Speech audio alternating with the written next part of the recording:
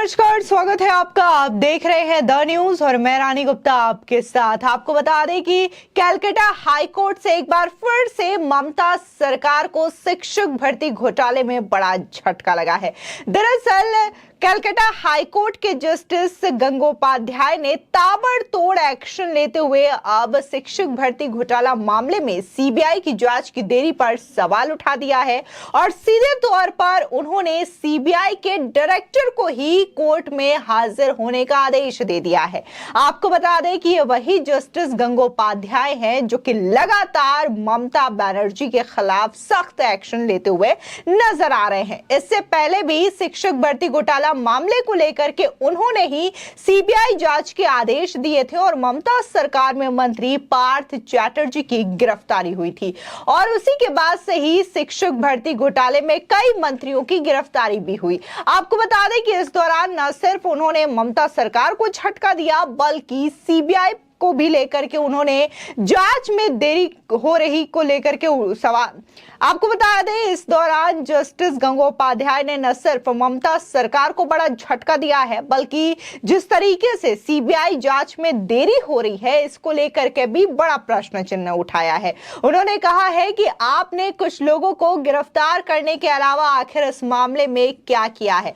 आपको बता दें कि ममता बनर्जी सरकार के खिलाफ जस्टिस गंगोपाध्याय ताबड़तोड़ ऐसे फैसले ले रहे हैं जो कि पश्चिम बंगाल की सीएम ममता बनर्जी को रास नहीं आने वाला। बता दें कि कैश फॉर जॉब मामले में सीबीआई की जांच की स्पीड से कलकत्ता हाईकोर्ट इत्तेफाक नहीं रखता। जस्टिस गंगोपाध्याय ने फिलहाल सरकार को एक और झटका देते हुए सीबीआई डायरेक्टर को आदेश दिया है कि वो कोर्ट की अगली सुनवाई के दौरान अदालत में ऑनलाइन मौजूद रहेंगे। ध्यान रहे कि इसी शिक्षक भर्ती मामले में justice Gangopadhyay CJI DY Chandrachud से भी टकराने की कोशिश कर चुके हैं।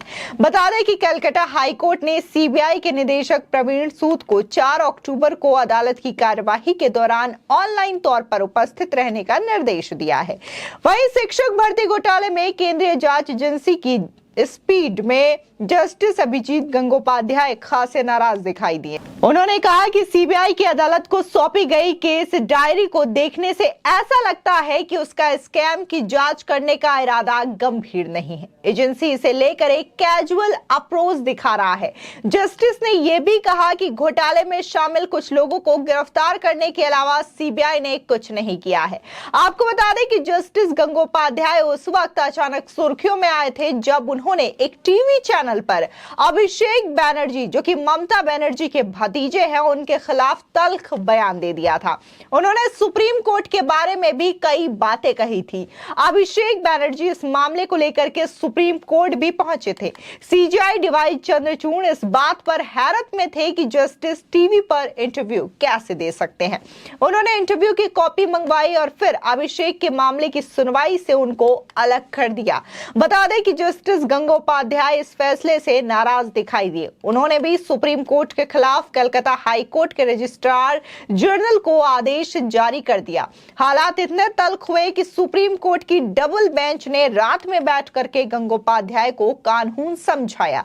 वहीं 2022 में शिक्षक भर्ती घोटाले में जस्टिस गंगोपाध्याय ने ही सीबीआई जांच का आदेश दिया था और इस मामले में ममता के तत्कालीन मंत्री पार्थ चैटर्जी अरेस्ट हुए थे। चैटर्जी के घर से भारी भरकम कैश बरामद हुआ था। चैटर्जी की गिरफ्तारी के ठीक बाद पश्चिम बंगाल के एजुकेशन डिपार्टमेंट के कई अफसरों की गिरफ्तारी भी हुई थी। तो वहीं गंगोपाध्याय अपने एक फैसले में इसी साल शिक्षकों को हटा करके नई भर्ती का आदेश भी जारी कर चुके हैं। हालांकि उस आदेश को बाद में डबल बेंच ने वापस ले लिया, लेकिन जस्टिस गंगोपाध्याय पर इसका कोई असर नहीं पड़ा। वही शिक्षक भर्ती घोटाला ममता सरकार के लिए बड़ी उलझन है क्योंकि इसमें सरकार के हाई प्रोफाइल लोग हिरासत में है।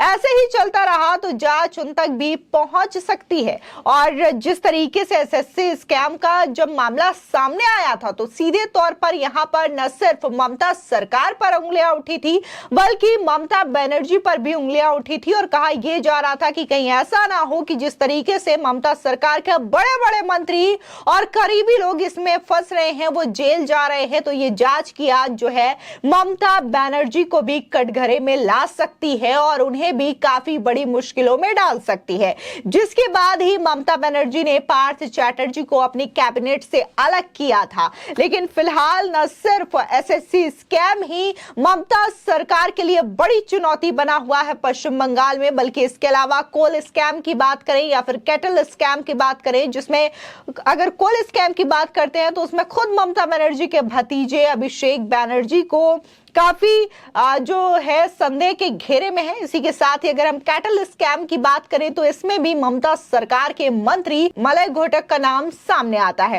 ऐसे में कई सारे लोग हैं ममता बनर्जी की सरकार में और उनके काफी ज्यादा क्लोज हैं, जो कि लगातार जांच एजेंसियों के रडार पर है। इस तरीके से ममता सरकार की उलझन दिन ब दिन भ्रष्टाचार के इन तमाम मामलों को लेकर के बढ़ती हुई नजर आ रही है। लेकिन बात हम अगर जस्टिस गंगोपाध्याय की करें तो जब से उन्होंने कलकत्ता हाईकोर्ट का चार्ज संभाला है तब से लगातार वो राज्य सरकार के खिलाफ ऐसे सख्त फैसले लेते हुए दिखाई दे रहे हैं। हाल ही में देखने को मिला था कि एक धोखाधड़ी का मामला सामने आया था, बैंक का धोखाधड़ी का ये मामला था, जिसमें 50 करोड़ रुपए के गबन की बात सामने आई थी, जिसके बाद इन्हीं जस्टिस गंगोपाध्याय ने इस केस की सुनवाई की थी और उस दौरान उन्होंने सीआईडी की भूमिका पर सवाल उठाया था और ममता सरकार को यह आदेश दिया था कि वो 5 लाख रुपए जुर्माने के तौर पर जमा करे। तो ऐसे में इससे पहले भी अगर हम सुनवाई की बात करें तो इंक्रोचमेंट को लेकर के सुनवाई हो रही थी और उसमें बंगाल पुलिस ने ये चीजें रखी थी कि वो इंक्रोचमेंट हटा रही है, उन्हें समय लगेगा। जिसके बाद जस्टिस गंगोपाध्याय ने बकायदा अपनी टिप्पणी में ये कहा था कि अगर आपसे इंक्रोचमेंट नहीं हट रहा है तो आप सीएम योगी से बुलडोजर किराए पर मंगवा लीजिए और उससे पश्चिम बंगाल का इंक्रोचमेंट हटा लीजिए। ये जो तमाम अवैध निर्माण हैं उसको सीएम योगी से यूपी से बुलडोजर मंगवा करके हटा लिया जाए। तो इस तरीके की जो टिप्पणी रही है, फैसले रहे हैं लगातार कलकत्ता हाईकोर्ट के जस्टिस गंगोपाध्याय की मौजूदगी के दौरान हुए हैं, उन्हीं के टिप्पणियां ये रही है। ऐसे में ये काफी ज्यादा सुर्खियों का विषय रहा है। तो वहीं दूसरी ओर अगर हम बात कलकत्ता हाईकोर्ट और ममता सरकार की करें तो लगातार ये तल्खी देखी जा सकती है। अभी हाल ही में जब पश्चिम बंगाल के पंचायत चुनाव हुए थे उस दौरान भी जिस तरीके से खूनी खेला बंगाल में हुआ था तो ये मामला भी कोर्ट में पहुंचा था और तब कलकत्ता हाईकोर्ट ने बकायदा पश्चिम बंगाल की ममता सरकार को फटकार लगाई थी और ये कहा था कि अगर इसी तरीके से खूनी खेले के जरिए ही इलेक्शन होना है, फैसला होना है, तो आखिर इन चुनावों की क्या जरूरत है, इस तरीके से मतदान करवाने की क्या आवश्यकता है, इसी तरीके से फैसले कर लिए जाए। उन्होंने बकायदा फटकार लगाते हुए यह तक कहा था जज ने अपनी सुनवाई के दौरान कि अगर इसी तरीके से खूनी खेला होता रहा हर चुनाव में पश्चिम बंगाल में तो आखिर पश्चिम बंगाल जो है पूरे देश भर में अपने राज्य की क्या इमेज स्थापित कर रहा है। क्या वो ये दिखाना चाहता है कि पश्चिम बंगाल में तो कोई भी चुनाव बिना खून खराबे के होता ही नहीं है, यहां पर जो कंट्रोल है सरकार का वो है ही नहीं लोगों के बीच में, जिसकी वजह से आए दिन ऐसी घटनाएं देखने को मिलती है। यानी कि कलकत्ता हाईकोर्ट ने चुनाव के दौरान ममता सरकार पर न सिर्फ फटकार लगाई थी बल्कि कानून व्यवस्था को लेकर के भी बड़ा सवालिया निशान खड़ा किया था। फिलहाल इस खबर को लेकर के आपकी क्या राय है हमारे कमेंट सेक्शन में जरूर बताएं। आगे की और भी अपडेट के लिए चैनल को सब्सक्राइब करना ना भूलें।